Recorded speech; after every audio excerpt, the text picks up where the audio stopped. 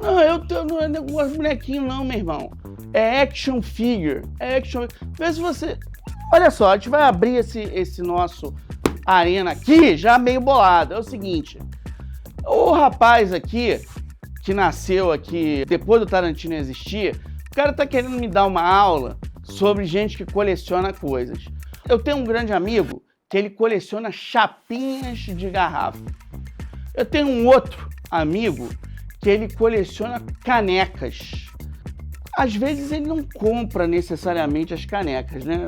Eu posso fazer o gestinho aqui. Ele vai num barzinho, aí ele pega a caneca por engano. Enfim, tem de tudo. Eu trabalhei com uma moça que ela colecionava bonequinhas. E onde quer que ela fosse, ela colocava essas bonequinhas dela no chão e fotografava para demarcar o espaço dela. Todo mundo tem um tipo de coleção. Eu coleciono action figures, bonecos inspirados na cultura pop. Funkos, eu tenho os animais feitos de material peludo também, é tal da pelúcia, mas não significa que sejam bichos de pelúcia. Eu tinha até um Mario de pelúcia e foram lá em casa e meteram ele, mas enfim, tudo bem. Muita gente da minha geração coleciona até hoje comandos em ação, mas, vamos dizer assim, sabidamente, G.I. Joe. Enfim, tem de tudo. Esse é do Falcon. Tem o Falcon, mas o Falcon é muito caro. Aliás, Brinquedos Estrela podia patrocinar a gente, dar um Falcon pra mim. Aliás, falando em patrocínio, antes de tudo, como esse programa é feito pra vocês, deixe seu like, se inscreve no canal, deixa suas dicas. E eu acho que especialmente você vai ficar instigado, porque eu vou contar uma história. O único momento da minha vida que eu deixei de colecionar bonequinhos foi o momento que eu me rendi completamente ao meu Master System, ao meu videogame. O programa de hoje vai falar da adaptação de jogos eletrônicos para telona.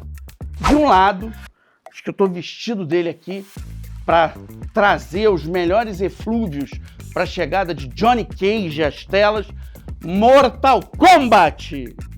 Do outro, a gente vai ter uma celebração de um dos maiores campeões de bilheterias do cinema pop recente, Super Mario Bros. De 2023.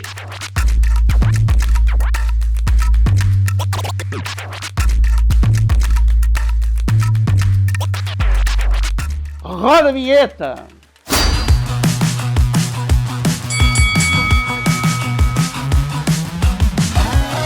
Galera, houve um tempo que o videogame entrou pesado aqui no Brasil, sobretudo no fim dos anos 80 e início dos anos 90, quando grandes empresas de eletrodomésticos trouxeram para cá a Sega e a Nintendo. Master System de um lado e Phantom System do outro. Junto com o Phantom veio, obviamente, o todo-poderoso Super Nintendo, que era o sonho de todos nós. Só que o Super Nintendo era bem caro.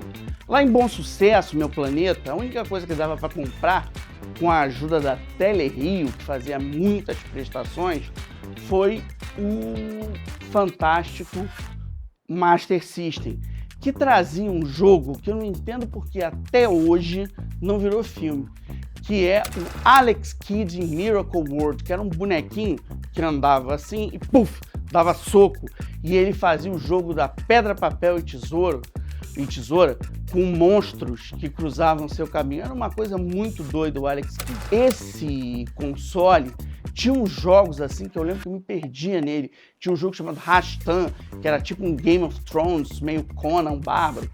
E uma coisa que eu amava, tomara que a gente encontre imagens, que era Black Belt, que era um jogo de karatê em que o bonequinho, vestido com kimono, cruzava o Japão feudal, dando tapa e pontapé na cara de seus adversários. Uma grande cultura nasceu nesse movimento de personagens que marcaram época. Eu acho que a gente não pode esquecer, por exemplo, do culto ao Street Fighter, que este ano vai ganhar uma versão cinematográfica à altura de tudo aquilo que os personagens como Honda, Blanka, Chun-Li, Bison merece, porque a versão dos anos 90 com Van Damme, ai meu Deus. Galera, 2023 foi marcado por um grande fenômeno cinematográfico chamado Barbenheimer. De um lado, o grande manifesto feminista que colocou a boneca da Mattel em foco nas telas, com a Greta Gerwig na direção, e que bateu 1,6 bilhão de faturamento, tendo Ryan Gosling antológico como quem. E teve o filme, que para mim é o maior, talvez seja o maior filme do século XXI, depois de A Sociedade do Anel, que é o Oppenheimer, do Christopher Nolan. Naquele ano, um ano que estava difícil para Hollywood emplacar alguma coisa assim de grande vulto, apareceu uma versão animada do Super Mario Bros, vindo da Illumination, o estúdio que nos deu, entre outras pérolas, meu malvado favorito. O Mario, ele é um personagem riquíssimo para a história do cinema, na verdade para a história da cultura, da história do audiovisual como um todo. Nos anos 90, no show da Xuxa, passava uma série de desenhos animados desse personagem, dublado pelo Antônio Patino. Tinha antes uma aventura dele, do Mario e do Luigi, em carne e osso, encarnado por uma figuraça americana, que era o Capitão Lou, que era um cara que vinha da luta livre, enfim, atuou também. Isso é muito marcante. E nessa época, a TV brasileira começou a se abrir para desenhos. Tinha um negócio chamado Capitão N, que era da Nintendo, e aí tinha o Mega Man, Simon Buford, do Castlevania. Esses personagens todos apareceram, mas nada fazia tanto sucesso quanto o Mario. O Mario, ele acabou se tornando, a partir dos games da Nintendo, uma espécie de novo Mickey Mouse. Ele é um encanador que, ao ser colocado num mundo mágico, assombrado por um lagarto gigante, que é o Rei Copa, para proteger uma princesa, na verdade depois, acho que isso mudou completamente, todas as discussões de empoderamento, ajudar essa princesa a salvar o universo, ele acaba se colocando num enfrentamento que envolve uma série de peripécias, desde ele virar um esquilo voador, até ele pegar um kart e atropelar cogumelos, moedas mágicas e tudo no caminho, tendo um fungo, Todd, com ele, sempre parceiro, e seu irmão Luigi. É uma delícia de filme que ganhou uma versão em carne e osso, fracassada, mas muito saborosa nos anos 90, com Bob Hoskins, que eu nunca esqueci, eu vi em VHS, e era uma delícia. John Leguizamo de Luigi. Um dos produtores de maior verve autoral do cinema americano na contemporaneidade, famoso também por seu trabalho impecável como diretor, é o James Wan, um cineasta que tem uma origem no novíssimo mundo, ao mesmo tempo australiano, de uma origem asiática, enfim, mas que filma a americana numa mistura de Hitchcock com Brian De Palma, fazendo um cinema de terror que ganhou muita notoriedade a partir de dois grandes filmes, o primeiro, Jogos Mortais, e o excepcional Invocação do Mal. O segundo, para mim, é o maior filme de terror deste século, que apresentou a freira pra gente. O James Wan foi chamado para ser o produtor de uma nova versão de Mortal Kombat.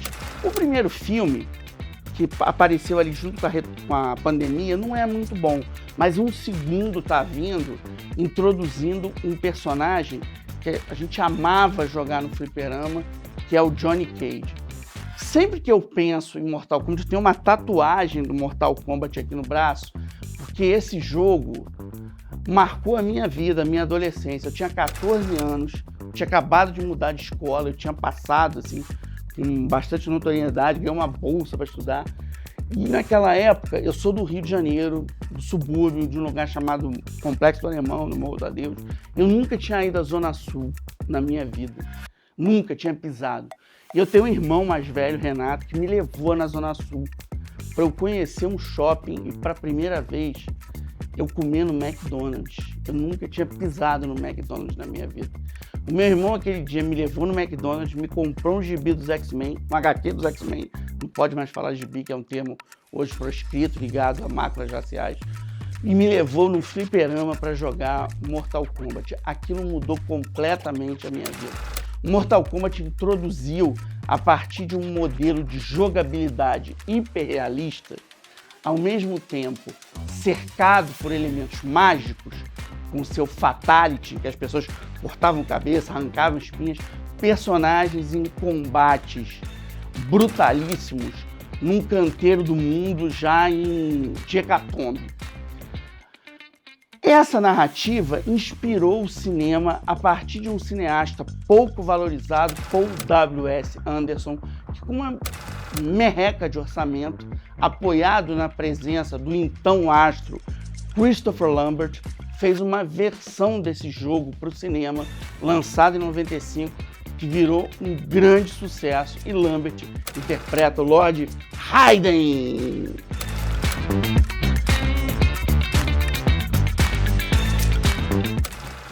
Eu queria destacar, eu acho que o lugar desses filmes que a gente está falando hoje aqui no Arena, o Mario de um lado, o Mortal Kombat do outro, o quanto o cinema pop, principalmente Hollywood, está desesperada por um novo filão de grande rentabilidade no momento que os filmes de super-heróis já não performam mais como performavam no passado. Na temporada de verão desse ano, a gente vai ter a Supergirl, que tem uma participação do Jason Momoa como lobo. Tem uma expectativa nesse filme, mas eu não levo a menor fé que isso vai performar como no passado performaram as franquias do Homem-Aranha.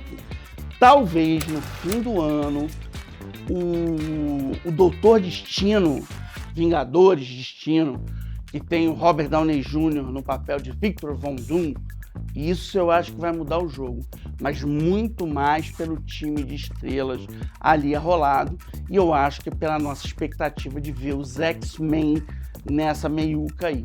Mas vamos para o resultado desse programa, lembrando para vocês não deixar de se inscrever no canal, que é importante. Vou deixar esse lembrete mais uma vez aqui.